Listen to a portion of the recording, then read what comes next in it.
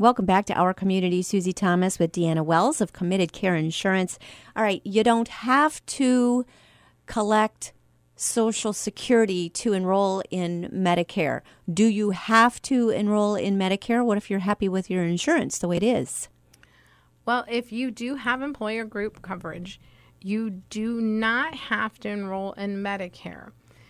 It's on your personal circumstances. So let's say you've got great insurance through your employer and you turn 65. You are entitled to have Medicare Part A at no cost. In addition to your other employer insurance group plan. Okay. But if you work for a small employer of 20 or less employees, it is now basically mandated by the insurance companies that they want you to enroll in your Medicare Part A and Part B. And your employer group plan will become your secondary to your Medicare. So you kind of have to do a cost analysis. And I just did a seminar at the Lake Local Library. And what we did was we talked quite a bit about that because we have a lot of people that are in that situation. And really it comes to, I need for people to bring what it's costing them to be on their employer group plan and what their benefits are. And then compare, because if you enroll in Part B, you've got that $134 a month. So then you have to look, what is my group plan costing me? Now, if it's not costing you much and you work for an employer that's over 20, you may want to keep that employer group plan and just go ahead and enroll in Part A only and say you have a $5,000 deductible. You get admitted to the hospital. Well, because you have a $5,000 deductible, if you've got your enrollment into Part A, then Medicare will take that $5,000 and lower it to the Part A deductible, Okay. which is, oh, my brain just went blank right now for this year. You do the math. Yes. It's $1,316. Okay. So you have to pay $1,316 as your Part A deductible, but that's better than $5,000. Yes, it is. And it's not costing you anything. So if you work for an employer that's larger than 20 employees, then by all means, you would want to go ahead and just enroll in Part A only, not Part B. But here's the thing. If you contribute to a health savings account, Yes. do not enroll in any of the Medicare programs. In the old days, it used to be when you turned 65, you could no longer contribute to a health savings account. They've changed it. Is that if you're 65, as long as you are not enrolled in Medicare, you can continue to contribute. So I try to point that out is because many people have health savings accounts these days. Right. And then when you hit it and you need it, it's there. Right. So if you enroll in Medicare Part A and have a health savings account, you at 65, you would have to stop contributing. So that's the only caveat is that you have to know. And again, that's why people come to our office, because you have to consider all those facts. I wish it was easy. It's complicated. Well, that's why there are people like you, because it's mind-bending to the rest of the population. We don't do this. We sign up and we don't think about it daily. You are thinking about this all the time. We're with Deanna Wells. She is founder of Committed Care Insurance. You've been in the insurance business as a broker for like 30-some years? Well, you can't be old enough for that. You started when you were 4. Well, actually, I've been working in the insurance arena. Okay. I have been a broker for the last 15 years. But I have actually, prior to that, I was the manager at Akron General Medical Center for the Medicare receivables. So I've worked for the hospitals. I've worked for insurance companies. I've actually worked for doctors. You've gotten to see both sides of it all. I know the whole gamut of health insurance, health care. Yes. It's unbelievable. You still, yet with all of this background that you've got, you still do 100 hours per year of new learning. It's a mandated because we have to take our mandated Medicare training, and then we have to, because we choose to work with all the carriers, that we have to take their training as well as the mandated Medicare training. So in order to try to help a client best fit themselves to the most cost-effective plan, is that we learn all the carriers that are offering for the year, because it is not a one size fits all, and it differs from county to county. What we have here in Stark County is different than Tusk County. What they have in Tusk County is different than what they have in Wayne County. So we have to take that kind of training. And independent insurance agents, I have to just say to all my friends that are independent insurance agents, God bless you, because you are doing a great job for people, because we are committed to care for people on an individual basis. We work with insurance companies, but we do not work for insurance companies. The clients are who we work for. And that's why we love what we do. We feel blessed to be able to do it. But it does make my head hurt sometimes. Well, I can't imagine why it would not, because, there's just so much to know.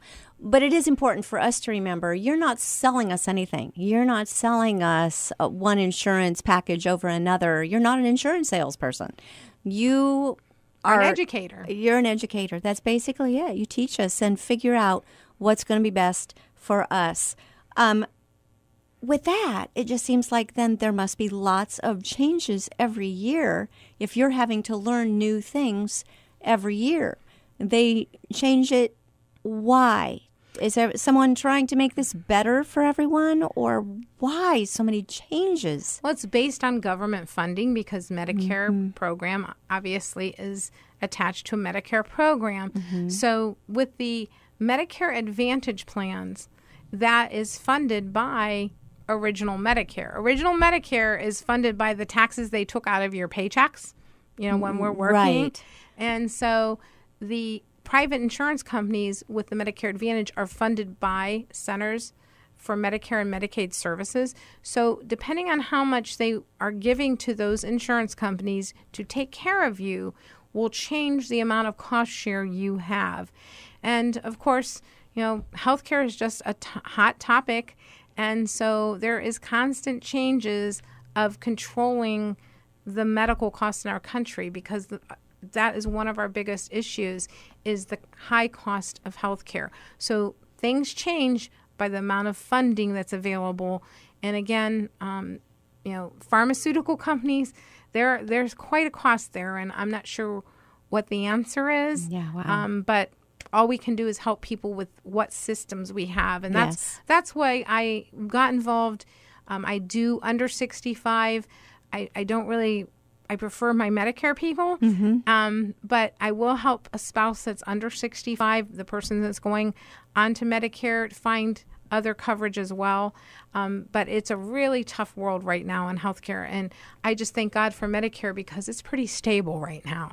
Well, and that's good. But like you say, we've paid for that. That was our taxes that went in. It's not like we're asking. The government doesn't have money.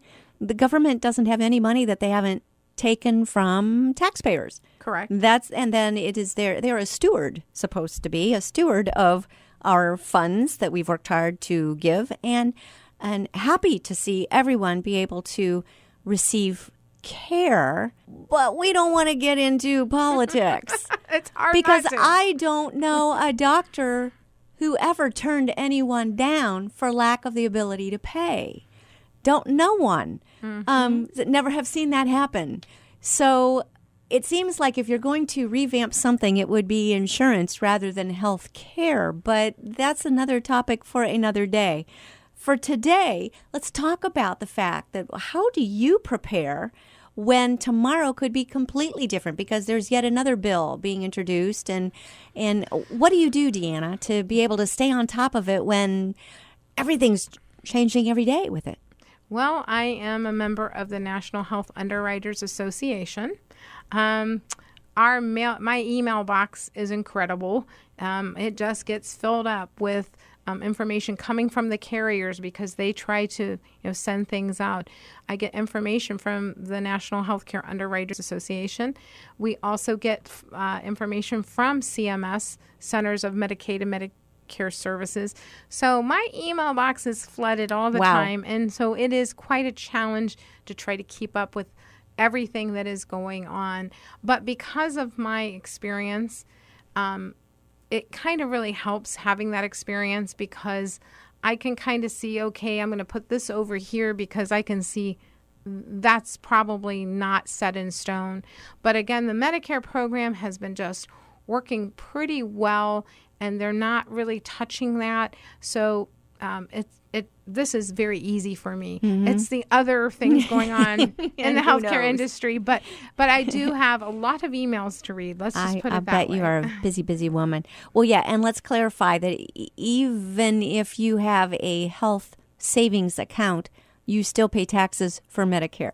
Whether or not you sign up for Medicare, you're still paying taxes. This is correct. Yes, and then you have that health savings account in addition. That's what we do. Wouldn't that be nice if they gave us our taxes back so we could make that be our own savings account? There's one for the suggestion box.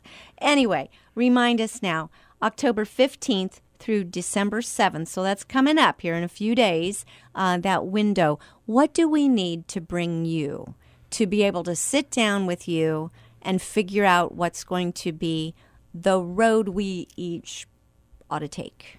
Well, ideally, it would be a list of your preferred providers. That can be your doctors, hospitals, dentist, your vision provider, your preferred pharmacy, and a list of prescriptions. We are not really allowed to ask you for those prescriptions, but what we do is, basically disclaim that you do not have to give us your prescriptions. But if you'd like us to do a review of what plans are most cost effective for you in the coming year, we obviously need that list. So volunteer that information. We need that list with dosage and frequency. And so that we can take that information and do the research and then give you the results based on you. That's why it's such a personal thing, is, people are on different meds, they have different doctors, and that's what makes this all a very different type of a situation. So we need that, your Medicare card, obviously, possibly a form of payment. Generally, you can get coupon books to pay for your programs, but if you want to set up an automatic bank draft, they usually want that voided check. So, and your Medicare card, your list of doctors, prescriptions, and a form of payment is what we need. What do you find people are most lacking in knowledge about? Where can we educate ourselves better? Well, is just understanding what Medicare covers and what it does not. Now, they do a great job of sending out the Medicare and You book every year. They send it out to you directly when you're on Medicare.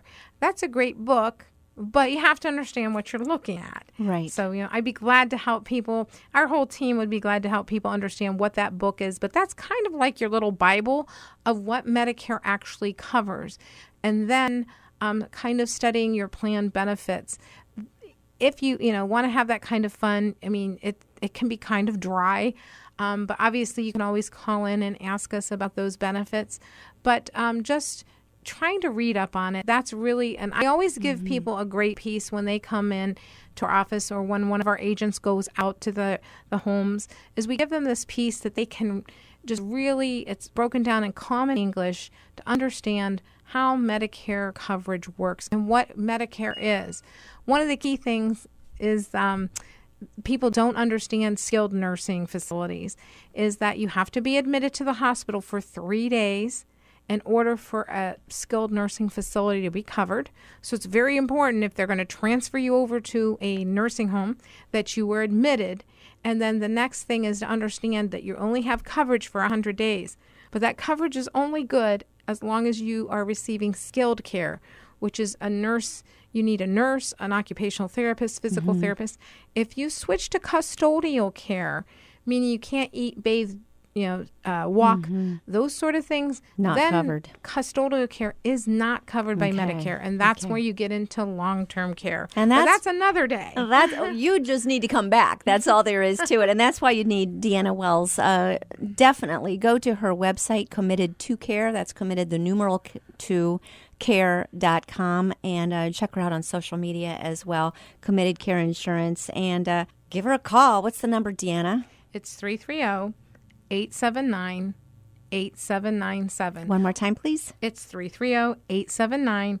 8797. It just sort of repeats itself, and we are in the Glass Tower at Belden Village, but we do have a team of agents that go out and travel and can meet you in your local counties. Deanna Wells, thanks for what you're doing in our community. Thank you.